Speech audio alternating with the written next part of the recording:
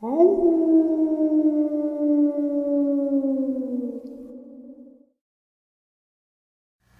and salutations, everyone. I hope everyone is doing well, and welcome to today's upload. Before we jump into this just massive amount of terrifying experiences, a couple links. As many of you know, I rely on Patreon, PayPal, channel membership, and the merch to help the channel to continue to grow and go. Links to Patreon, PayPal, and channel membership is in the description below. Merch displayed directly under the video. Also, Dogman Frightening Encounters, Volume 1 through 3, the audiobook versions. They were written and researched by Tom Lyons, narrated and produced by me, Jeff Nadolny. Those audiobooks are available on Audible, Amazon, and iTunes, links to which are also in the description as well. And finally, last but definitely not least, if you'd really like to help support the channel to continue to grow and go, simply subscribe. It doesn't cost a cent. Click the like button, takes half a second. If you don't want to miss out on any of the informative uploads I put out daily, click that bell icon. And folks, please leave a comment and share this video. Why? Well, because all of these things really do help the channel to continue to grow and go. And yes, folks, they definitely do matter. Now, everyone, I have taken far too much of your time. Let's jump in to today's upload, shall we? Really quick, I just made an investment in my research for some sort of evidence of Tom Mezek or the exploration of where he disappeared. Now, back in November, I had captured some metallic noises. It was actually, I believe, the day he disappeared. But I started to think a little bit about the times of year that I've gone up there. Excuse me. And I've gone summer, spring, fall, but never winter. Never full on winter because, one, it's a pain in the butt to get into Lily Pond Road in the winter. It's a fire road. It's just a really nasty road. You know, it's not well maintained at all. And I decided that, well, if it's hard to get in there by a vehicle, why not park down the road a little ways and snowshoe it in? So I just invested in a set of snowshoes, and I'm really looking forward to going out there in the winter because for some reason, summer just kills me. You know, I do not like the heat at all. It's been 90 plus degrees in upstate New York for the last couple of weeks. And we've had tornado warnings for the last week and a tornado rip through Washington, well, Saratoga, Washington, and Warren County a couple days ago. And actually, my street actually felt a lot of it. It's just been a really crazy summer. But the winter, I don't mind. And I was thinking about, well, if there is, and I already know there is something up there because obviously I've captured a lot of evidence up there. And in the winter, I should be able to capture some more really good evidence. Also, tracks in the snow, which will be very, very interesting. I'm actually looking forward to going up there in the winter and seeing what I can come across. So with that, I just wanted to share that. I'm just really excited because the cold does not bother me for some reason. The heat just kills me. The cold, put some wool pants on, a nice comfy flannel, Filson wool vest, and another vest, some gloves, and I'm good to go. Other than that, summer is just god awful for me. But let's get into today's encounters. Today's first experience. My incident happened in late summer of 2018. It was in the mountains of North Georgia. I'm a surveyor with 20 years of experience in Georgia, Tennessee, Alabama, and North and South Carolina. So I'm extremely comfortable in the woods as I spend so much time outdoors, most of that time being very far back in the forest. And a great deal of it is in our national forestry land, where you do not see anyone for days at a time. On the day that this happened, I was surveying a piece of property around some small core of Engineer Lake bordering a large tract of national forest land.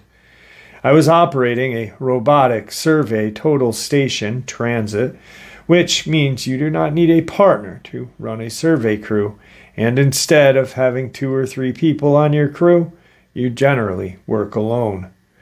The property is fairly large, approximately 500 acres, made up of mostly steep mountains and hollows covered in dense mountain laurel. I had just finished cutting a traverse along the property line running to the top of the ridge, roughly 350 to 400 meters away, with my machete. Traverse lines are typically about 5 feet wide and cut as close to the ground as possible to ensure a line of sight for the instrument. I just walked back down the slope to get ready to traverse to the top of the ridge when I noticed someone or something, hairy, wearing what I originally thought was a hat, slowly walking across the opening that I had just made a few minutes earlier and stopped to look at me. It had a large hand reaching up to grab a tree limb it was next to. At the time, I thought someone must have been walking or hiking the top of the ridge, as it's not uncommon to see people from time to time, but then I realized it was way too hot to be wearing a large, shaggy brown jacket, as it was in the high 90s. And as it stared downhill at me, I could make out pointed ears on the top of its head, as well as a large snout.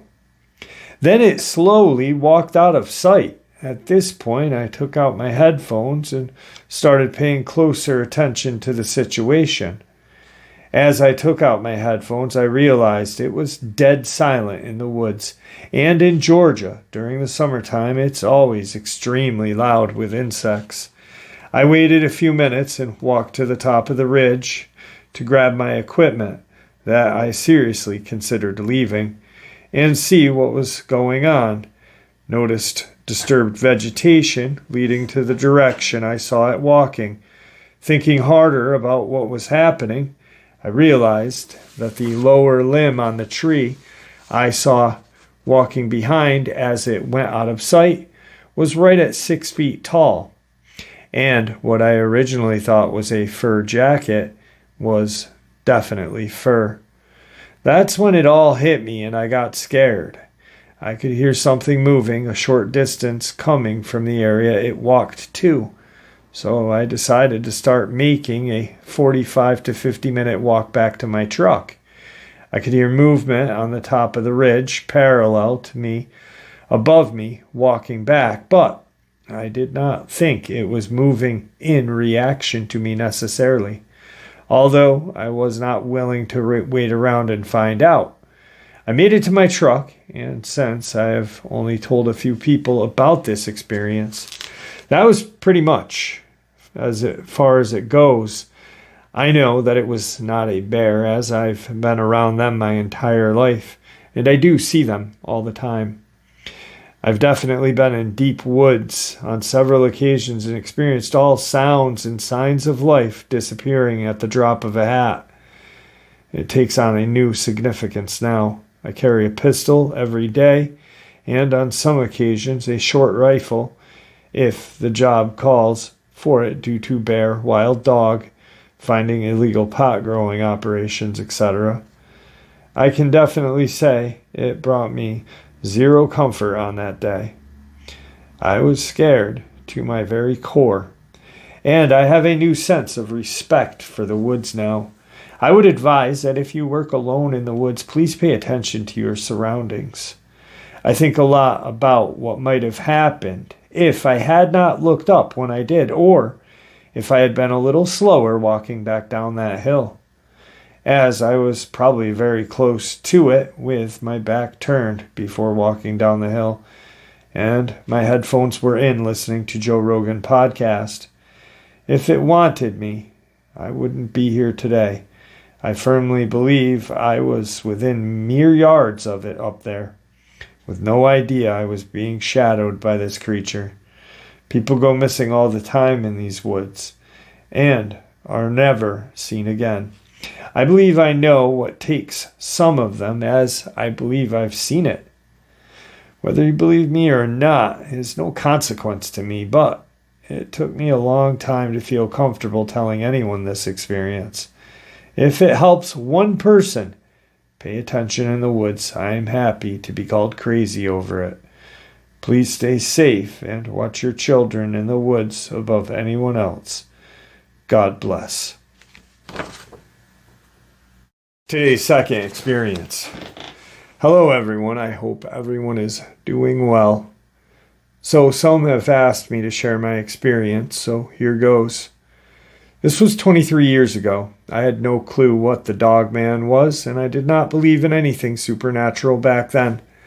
I was hunting wild hog in one of the southernmost areas of the Great Dismal Swamp. This is far south of the wildlife refuge where it ends in Albemarle Sound in eastern North Carolina. I had put my boat in the water at my friend's home about a half an hour by water from where I went into the swamp. This was late November, so it was pretty cold and very overcast, and it got dark at around 5 or so. It was around noon when I tied up and got out of the boat. First hour or so was pretty uneventful. I was working my way inland. Some of this part of the swamp can be walked through when the tide is low, and it's just marshy with deep canals that bog scattered about. There aren't any trails or marked paths or anything, so you really have to just pay attention to where you're going, and definitely need a compass since you cannot see the sun. It was pretty dark there, even on bright sunny days. I was back in there about 2 hours and looked for signs of hog. I could tell some had been back there at some point, but it had been some time. I got a little further in and I started to smell what I thought was a boar. It was rutting season, and wild male hog have a distinct stench. It's a musky, kind of fermented smell mixed with old shit and urine. Kind of hard to explain if you've never smelt it before. However, this was much different. It was musky, but more like an outside dog that was soaking wet. I stopped to look and listen, and after 10 or so minutes, I started hearing a snuffing, breathing that came and went. After a bit, I started to hear some growling. I started to get very freaked out now because it did not sound like a hog. It was far too big. I stopped again and knelt down and waited and looked around. Where I was at the brush was a pretty thick. Where I was at the brush was pretty thick. So I really couldn't see more than 20 or so feet in any direction. And that's when I started to see movement. It definitely was not moving like a hog. It was kind of low, walking crouched down, but not on all fours. And I was only getting glimpses of it. And it would stop. It was probably 40 feet away. This is when I actually started to get scared. I was born in northeastern Kentucky, and I spent most of my time there as a kid in the woods, camping, riding dirt bikes, and have always been comfortable even in deep woods. So when I moved to North Carolina, I fell in love with the swamp. This is the first time I think I'd ever felt any real or actual fear. I had a Mossberg 590 shotgun full of 3-inch double-aught buck with no extra shells and no pistol. The 590 also has a bayonet lug, so I took out the bayonet and put that on. I started backing up, not taking my eyes off of where I had last seen whatever it was. A few minutes later, I hear it again, and I look further over to my left. I'm probably 3/4 of a mile into the swamp, which doesn't seem very far, but the terrain doesn't make it quick movement. This goes on for about 20 more minutes while backtracking out of there as fast as I could. I am still hearing it, and I'm still catching glimpses of movement, and the smell is getting much stronger. After a bit, I realized that this thing has gotten between me and the way I had just come from my boat, and now I'm starting to panic. I try to start getting further away from it, heading in the right direction, and then I see it again, and it is standing up, and it is pretty damn tall. It was still back in the direction to then I see it again, and it's standing up, and it's pretty damn tall still. It was in the brush, so I really couldn't make out any details as it was getting dark as hell. I wanted to cry and run, but I knew that was bad. It didn't seem like it wanted to get into the water, so I started wading through the canal, heading back toward my boat. I started to put some distance between me and itself, so I got back to the hard ground, and I moved a little faster, but I could still hear it shuffling, growling, and moving through the brush, but it's not close anymore. I made it back to the boat, and I'm soaking wet, freezing, but I thank God I made it out of there, and just in time. It was getting foggy and starting to drizzle. I'd never been that scared in my entire life. I made it back to my buddy's house, and I told him what happened, and I can tell he knows something when I tell him where I went. He brings me in and gives me some hot coffee with a big slug of bourbon in it. When I calm down, he takes me to his other house out back of his property, to where his granddad lives. I met his granddad before, but he had always been kind of standoffish to me. I found out later that he just had really bad PTSD from Korea, and my buddy and his family had lived in that area since after the Civil War. I think his granddad's great-granddad had been a slave around there, but that's another story for another time. I guess what I mean to say is his family had a history in that area and knew the place a hell of a lot better than I did. After I told his granddad what happened, he stood up, looked at me in the eye, and said, "Don't go back in there. You're lucky you made it out. That's where the big dogs live." I left and went home and slept in for a couple of hours. I tried to forget about the experience and started to believe that I was just seeing stuff, which freaked me out. I eventually forgot about it, and until a few years ago, when Dogman encounter videos started popping up on YouTube, I was curious, what the hell is a Dogman? I started listening to it. The whole experience came flooding back. It was very similar to what happened to me. I started looking into it, and there's been other sightings and encounters in eastern North Carolina. Anyway, that's my experience. I'm 44 now, and I still live in coastal North Carolina, but I haven't been back there anywhere close to that area. I still hunt and love the outdoors and the swamp, but I don't go too far into it anymore. Today's next experience. My Dogman encounter happened on season opener November of 2013 in eastern Upper Peninsula of Michigan on family hunting property near the town called Cedarville. The house my husband and I were staying in up there was a big front yard, but other than that cleared area, the gravel driveway, everything else was pretty deep hardwood forest. I also want to state ahead of time that this happened at around 11 p.m., so everything that's beyond the porch lights was pretty hard to see. My husband and I had gone outside for a cigarette, and we took our rifle out with us whenever you are hanging out outside because there are bear and stuff back there in that area. I was up on the porch still. My husband had gone down the steps into the yard and was facing toward me when we heard these really heavy, slow footsteps coming up the driveway through the woods. It sounded like a real big man, but there was this weird, heavy breathing to it as well. And the footsteps, even though they sounded like a person, sounded heavier than anything I had ever heard walking in those woods, including a full-sized adult bear. My husband looked at me and mouthed, "WTF?" And I was trying to figure out what it was that I was hearing, but nothing that I had ever heard out in those woods in my whole life matched the size and breathing and the gait of whatever this was. So I was confused, and I shook my head. My husband is not a hunter and grew up in the city, so he is completely confused and out of his element. I've hunted and tracked basically everything that's indigenous to northern Michigan since I was small, so I was honestly terrified that this animal was completely unknown to me by the sound.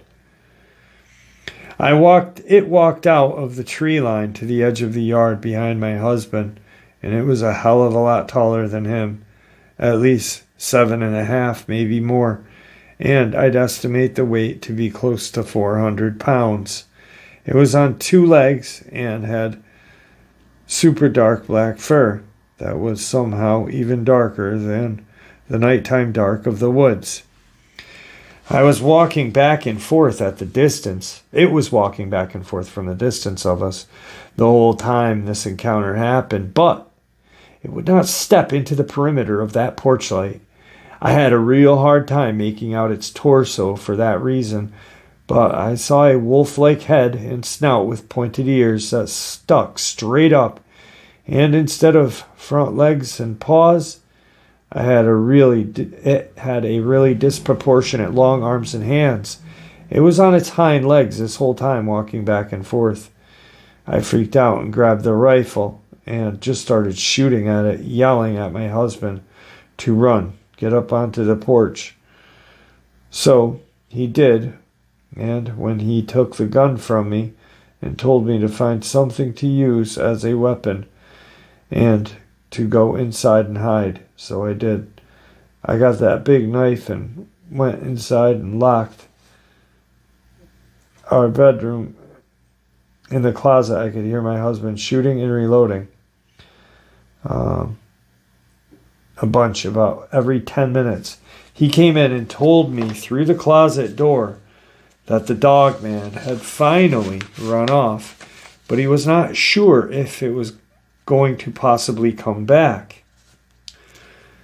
So we were both pretty terrified. I ended up staying in that closet the entire night until sunrise, with my husband guarding the door with his rifle.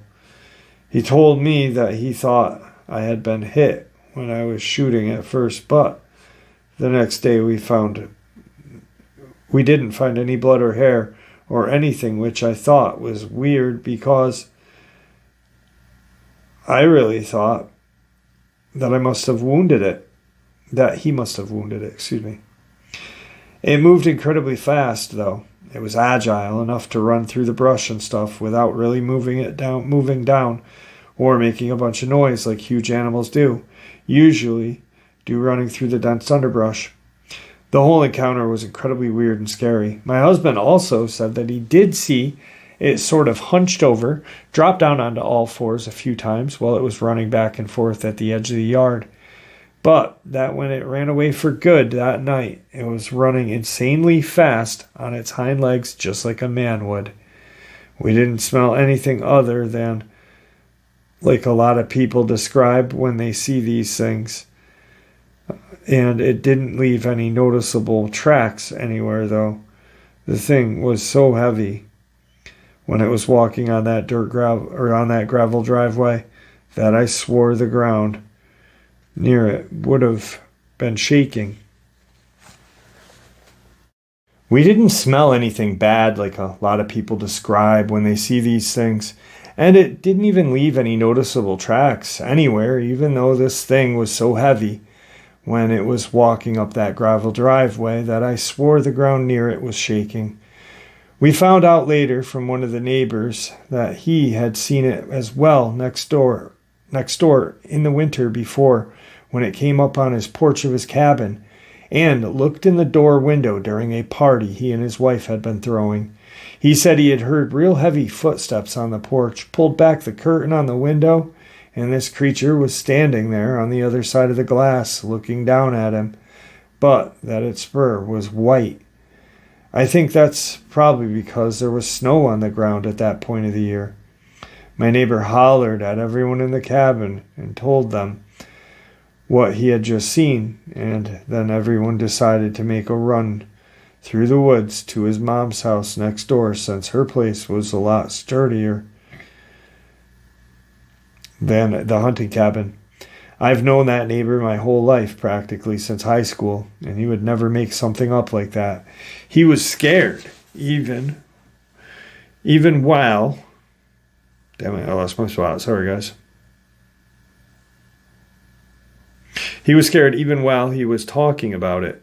I've also read somewhere online recently, another family, 45 minutes north of our area, had a bunch of livestock like cow, horses, turn up dead, torn apart by some kind of large predator, and that one of the guys in the family saw a giant upright wolf back near his hunting blind during deer season, which of course freaked me out since we had our experience on season opener.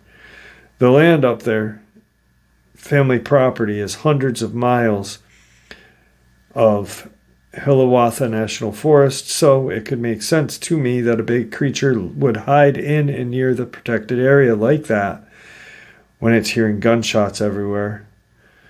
My lot and my neighbor's lot are also right alongside state land. My husband and I moved since this had all happened, but the experience was so unsettling to me that I constantly research stuff online. If anyone else has seen this thing up north and what their encounter was like, please reach out.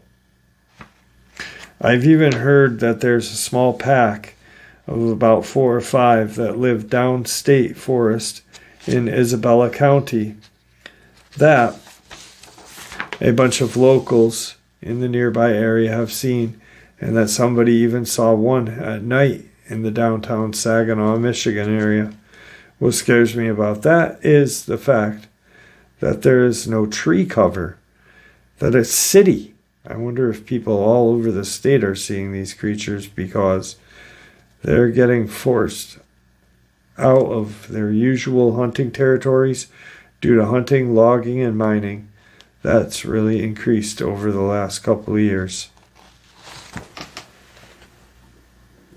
His next encounter is very well documented, which to me makes it all the more terrifying. During the time of my encounter, I was living in an isolated coal patch, too small to be a town or village. It consisted of one circle of homes. I believe there were 10 homes, but only 6 or 7 were occupied while I was there. This was deep in Pennsylvania's rolling woods, about an hour and a half outside of Pittsburgh proper. I commuted into the city for school and work for financial reasons, and just because I wanted to live in the countryside, you know. The only store we had was a Dollar General. The post office could never deliver my mail because, well, they couldn't find me. And they just got Wi-Fi a couple of months after I moved into the house-turned duplex I would be residing in. All of the houses were built for coal miners. There was an alley that runs through the back that makes the back of the circle, and this is where lost people turn around and the outhouses used to be. All of the house fronts face the surrounding countryside and woods. My house, it faced a holler, which I didn't mind until it was dark, and then I minded quite a bit. We had a gravel lot in front of the holler to park in. I had to park facing the holler, staring right into a tree line, which started a foot from my car. I always got the sense that I was being watched in the evenings, and I honestly thought if I saw anything, it would be there. But spoiler alert, I didn't.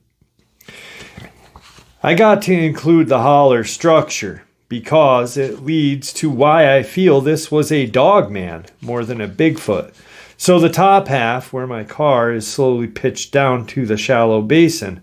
Off to the right of my car, there was a sloped entry out of the basin that you can walk right into the holler proper like it had been carved out. Same further down the road. There's half a stone wall still standing there from the old house, but only one wall, some wrought iron remains from the other side, but the rest has crumbled to nothing. On the furthest side is a staircase that goes nowhere. They just never tore it down, and then the wilderness continued for another half-mile, flanked by one side of cornfield and wilds until it hit the other side of the slope as a steep incline. Dubious ATV trail. There's an ATV trail that runs from the entrance for 1.5 miles down along the banks of the creek. It got about 5 feet deep at points, and it ran the whole holler from the street, turning into a circle all the way to the fields of corn to where the trail ends. The trail and the holler are surrounded by countryside, and by that I mean you can drive and not see anyone but cows for a while. There's plenty of livestock farm, and cornfields are tall and abundant, even when it's just an open field, and rolling hills are so vast it's hard to tell what's there and what isn't. Cows, sheep, chicken, plentiful cornfields, water source that won't freeze. Mines. The mines, this area was full of abandoned mines. While I was living there, I acknowledged that, yes, something big was possibly living in the mines. Cryptids were vaguely on my radar, but they were mostly just like any other woodland animal to me.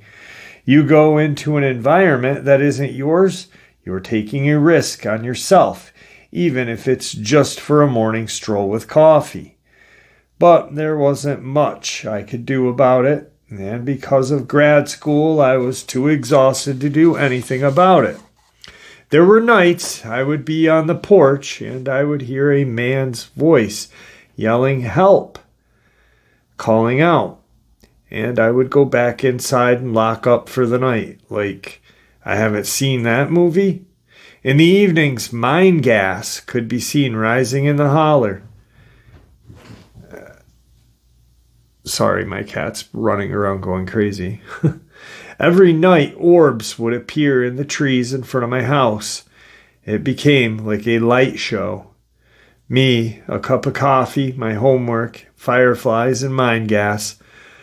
All in all, it was plentiful and things to get distracted on. I knew what Bigfoot smelled like and what it felt like when they are around, having grown up in Ohio and spending my childhood visiting Salt Fork and spending time outside, even in my own town. Our family ended up having rules for forest safety, and one is if the forest comes, it's time for you to leave. My parents never said what they meant about if the forest, and they never said Bigfoot or anything about it, but we did learn the smell, not to leave gifts out, etc. Kind of glad we had those rules now. Coyote. I noticed that there were a lot of animal skulls scattered along the shore. I attributed that to coyote, who were active community members. I spent nights listening to them and hearing packs take down deer in the holler one night, so close I could hear the deer grunt. I became familiar with them, but only saw them once. He was beefy, the size of a German shepherd. Pretty sure he lifted weights at the gym. If my neighbors left a deer carcass on the trail, all it took was one evening for the coyote to pick it clean, and this happened quite often, both during hunting season and off-season. Food supplied by humans. So this next piece actually made my blood stop for a moment because I remember thinking it was because my landlord was horrible. But when I moved in there were long slash marks along the side of my house. A few more did appear during my time there, but I was like, haha, oh, the wind, because I never lived in a house before, of course, and all my brain was on grad school. The most prevalent one I remember was by the floodlight at the back door, which I had on religiously, slashes in the siding. So there were multiple times where I would go on my morning coffee, stroll down the ATV trail, and suddenly feel like I was being watched, followed, or stalked, like too many to count. I was too tired and stressed about school to react in any appropriate manner, I guess. I was in rough shape for the most of them. I thought it was the stress, but it is things started getting stronger. I would sigh dramatically and say, I'm fine, going home, out loud, turn on my heels and walk home. But that's not what I want to talk about. No, it's the smelly raccoon. Twice on 2 different nights, then my neighbor shot something in my yard. This was peak grad school, crunch time. I vividly remember it being 1:30 in the morning because I was just letting myself do some writing on the bed. My bed was on the 2nd floor and had one window in the front of the bed and another window about 3 feet beside that. I'm finally starting to relax when it hits me like a brick. It's a very heavy, pungent odor of rank and decay, rotting flesh, urine, horrible. It was almost like the Bigfoot smell I had encountered before, but this was more decaying. That didn't make sense. Like you could smell the iron smell of blood, whereas I hadn't smelled it before as a kid. I swear my eyes were watering and I thought I left the window open. I rushed over to close it, but I find it closed. I closed the blinds, but not before I did a quick peek outside and turned the lights on myself. Nothing. The smell stayed. It didn't follow me room to room. It just stayed in the room. Wherever was the issue, the smell was either on the roof or right below the covered porch. Either way, I was ducked. It was a person who wanted in. They could easily break through the potato quality storm door that didn't have a lock and held only by bar of wood as a gate. They'd honestly be in my house. I made sure my room blinds were closed and sat away from the window. The smell lingered for hours, but finally it dissipated. I went to bed before it left, by the way. I was too tired to wait out.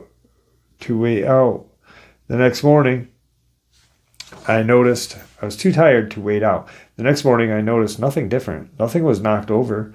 No one had left shoe prints, tire tracks, cigarettes. I continued going with my stinky raccoon theory. It was the only way I could get through this because the next night, Stinky Raccoon was back. Again, I made sure all the curtains were closed and I didn't even go downstairs for a bathroom. I just accepted.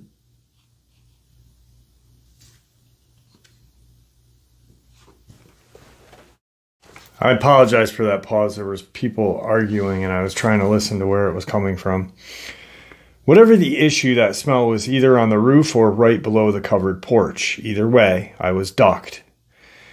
If this was a person who wanted in, they could easily break through the potato quality storm door that didn't have a lock and was only held by a bar of wood as a gate. They would be in my house. I made sure my room blinds were closed and sat away from the window. The smell lingered for hours, but finally it began to dissipate. I went to bed before it left. I was too tired to wait it out. The next morning, I noticed nothing different. Nothing was knocked over. No one had left any shoe prints, tire tracks, or cigarettes. I continued going with my stinky raccoon theory. It was the only way I would be getting through this. The next night, Stinky was back. Again, I made sure all the curtains were closed. I didn't even go downstairs for the bathroom. I just accepted my fate. I was going to die on the second floor that night because I was paranoid about stinky raccoons. So stinky made my eyes water. Stinky, it scared my cats into hiding. So stinky, I almost needed my inhaler. And now, so Stinky was back, and this time more persistent. Fortunately, I think Stinky was irritated that he left and couldn't access me because this time the smell circled the house when I went to a different room, but I was on the second floor and had already closed the curtains. I had blacked out once over the regular blinds, so I think I was just messing up a good time. Because that night, Stinky, whatever it was, came and only stayed for an hour before leaving. Then the next morning I was set to leave for my internship, stupid early, sun wasn't even up. Morning fog, place looked like Silent Hill. Sometimes we get a siren too. I was just waking up when I heard a shotgun go off in my yard. I hauled ass downstairs thinking someone had taken a deer on my lawn, and I'm getting ready to fight. But when I get there, I find a cartridge or whatever. It was on the road in front of my house, and it looked like someone had taken a shot at something on my lawn. My one neighbor didn't look at me for a long time, so I suspect it was him. He was always up early and had the penchant of shooting things. He very well could have shot a deer. It's Pennsylvania after all. I didn't admit it because it scared me, and I never admitted it until now, probably because it's always scared me, but I do not think it was a raccoon. Can you smell stinky raccoon through closed windows and walls? You couldn't smell the skunks when they sprayed outside, and that was quite often. I'm generally curious about this. The more I reflect, the more I think, I don't know what happened. I'd love to hear others' thoughts and feelings about my experience.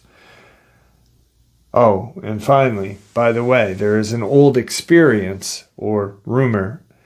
Apparently, when the mine was still open and the miners lived there, there was a dogman outside of one of these houses, and it was clawing, trying to get into one of the buildings. The miners all came out of their homes and supposedly shot it as it was trying to get into one of the homes. No one knows why it picked that house. But shortly after, the mine was closed. Maybe that's why the claw marks are on the houses still. They're still trying to get in to hunt the miners that shot their friend. I don't know. I know there's dogmen out here, and I am very scared. Thank you for allowing me to share. Stay safe. So this experience or that experience to me is pretty rich with documentation. You've got this young guy or gal in grad school living in the country because that's what they want. They want to be away from the city, even though they are interning in the city, going to school in the city. In an old kind of coal patch where there's only a couple of houses, in a history of dogmen in this kind of like little community. I think it's funny how they call it the stinky raccoon, but yet they know it's not because skunks spray regularly outside of those homes and you can't smell it in your house. So pretty intelligent, pretty decent way of documenting it and breaking everything down. The last bit of it, though, is just terrifying. You know, like you eventually are starting to add things up. Like you're like, And then come to find out the miners actually shot what you believe is lurking around your home some 50 years earlier. On to the next encounter. So I'm not one for believing too much into cryptid lore. Never had an encounter before or anything like that. But my partner and I live on the border of upstate New York, not far from Whitehall Bigfoot area. One night my partner was taking out the garbage and came back inside startled. I mean, really shook up. They said they had seen a creature that looked maybe like a fox or a coyote, but then it stood on its hind legs. And so they booked it back inside. Fast forward about a month, I'm outside on my porch smoking a ciggy, enjoying the stars underneath the crystal clear sky. We have a small plot next to our house that had a tow-behind landscaping trailer permanently parked on it, about 20-ish feet away from the house. After a while of standing outside, I get the sudden and intense feeling like something is watching me. Just that primal feeling of danger. It should be noted, like most people up here, I'm usually carrying a gun on me, for coyote, bear are fairly common up here, so I kind of do it for four-corner check my surroundings. When I looked over to the trailer, I saw there was something the size of a large dog lying in the grass. Mind you, it's a clear night with not quite a full moon. The grass was uncut long, but not like a meadow. If I'd have to estimate, 7 to 9 inches tall. So I had a good view of whatever this thing was. Now, I know never to approach a random bleeding animal or random bedded down animal, so I kind of watch it for a second. Even in the light of the moon, its outline and coat were pitch black, blacker than anything I'd ever seen, unnaturally contrasting against the ground. Then it looks up, its piercing red eyes. I'm thinking, oh, fuck. And I put my hand on my revolver. I am not about to be coyote food. And then it stands up. It stood up on its frickin' hind legs. The only way I can describe the legs of it would be like a human hybrid, but with the torso of that of a hybrid of a man and canine. It was taller than I, and I am 6'1". It didn't even need to take a step. I flicked whatever left of my cigarette and backed inside the house, locked and bolted the door, and spent the rest of the night wondering what it was that I had just seen.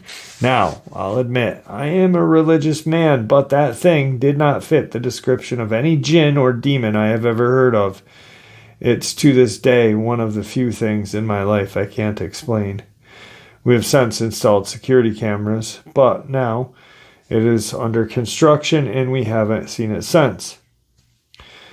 I don't know what I saw that night, truly, but I intend to find out one way or another.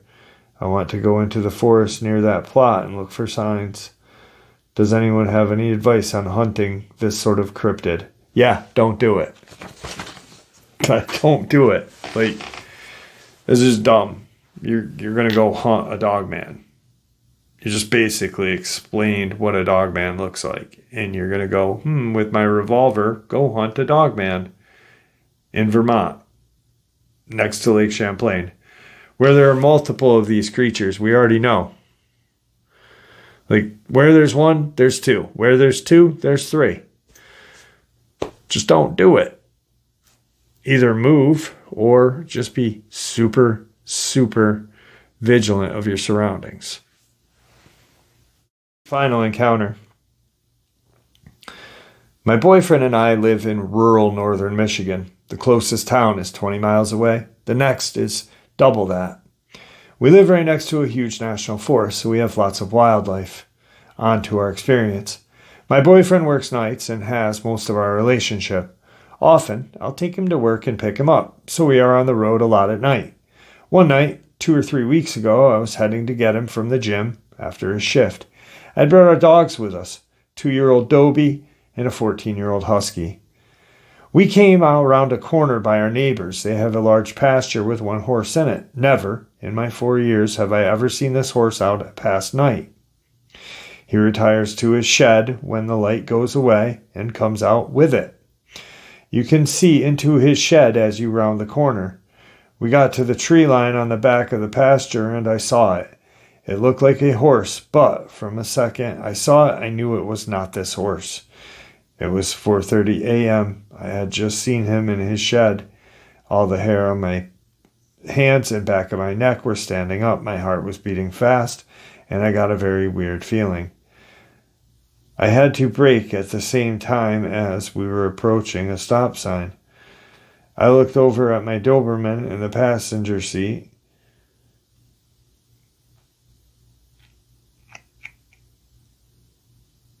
To see him with all his hair raised and teeth bared. He let out a guttural growl that I felt in my chest. The only other time I've ever seen him like that is the day his papa was walking him around the backyard in the dark and he didn't know he was out there. He's a very docile dog. I got goosebumps and chills the whole 20 miles to town. 3 days ago, my boyfriend, on his way home after work and the gym, when it came across the creature too. He saw this creature eating deer that was on the side of the road and didn't think anything of it until the creature stood up on its hind legs and decided to walk away. My boyfriend is ex-infantry. I have never seen him nervous or rattled about anything in the last 4 years that we've been together. But he got home and I knew something was right off. He had goosebumps, which was the first time I had ever seen him have those. When he told me the experience, it gave me goosebumps and the same chill again. I have those. When he told me the story, I had goosebumps, the same chill again. I didn't want to speak the name of this creature. I did not want to say Dogman. 2 months ago, there was someone out here blabbling loudly about a creature. We told him to hush before it came back. There are many legends and stories on these lands. We live near where the Dogman supposedly came from. Stories of Sasquatch pop up from an elder now and then. Whatever this creature is, it is awfully close to our house. Now I am weary of all wildlife I see around. Though I am not sure I will know it's near again. I will, my boyfriend will, at least one of our dogs will. The husky has no senses left. He is far too old and lives in his own world. Still a healthy boy, though. I'll never forget the chill that sent down my spine, or the chill my boyfriend talked about when he saw it eating a deer on the side of the road, or how it spooked my 2-year-old Doberman. Let this be a lesson on what you speak of and into existence. All right, guys, that was today's terrifying experiences. I hope you enjoyed them as much as I enjoyed sharing them with you. Sorry for the breaks, man. I don't know what it is. It's Thursday night, and I had like drunkards walking by my house all freaking night. Tigger was actually laying on the floor next to me, and at one point he started hissing at the window. I don't even know.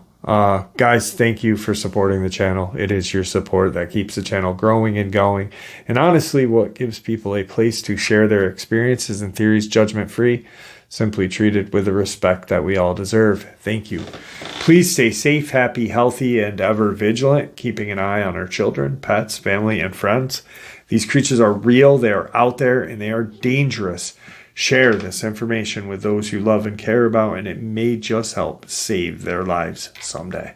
Until next time, never stop asking questions, never stop searching for the truth, and God bless.